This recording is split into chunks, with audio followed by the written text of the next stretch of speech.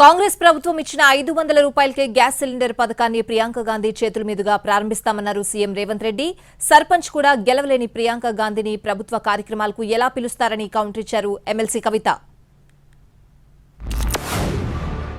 లక్ష మంది ఆడబిడ్డలతోనే ప్రియాంక గాంధీ గారిని రప్పించి లక్ష మంది ఆడబిడ్డల సమక్షంలో సిలిండర్ 500 రూపాయల కార్యక్రమాన్ని తొందరలోనే మీ ప్రభుత్వం మన ప్రభుత్వం తీసుకోబోతుంది అని చెప్పి మా మిత్రులందరికీ నేను చెప్పదలుచుకున్నా.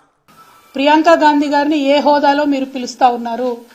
ఆమె కనీసం దేశంలో ఇంతవరకు ఏ ఒక్క గ్రామం నుండన్నా సర్పంచ్గానన్నా గెలిచిందా?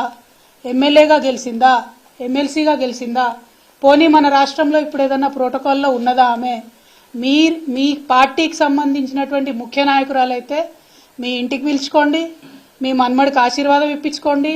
తెలంగాణకు వచ్చిన ఆడబిడ్డ కాబట్టి చీర సారా పెట్టి సాధారణంగా సాగనంపండి.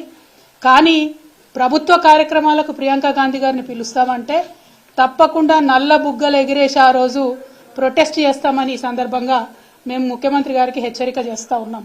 ప్రభుత్వ కార్యక్రమాలను పార్టీ కార్యక్రమాలను కలిపి వాడుకోవడం, ప్రజలను మభ్యపెట్టడం ఇది చాలా తప్పు.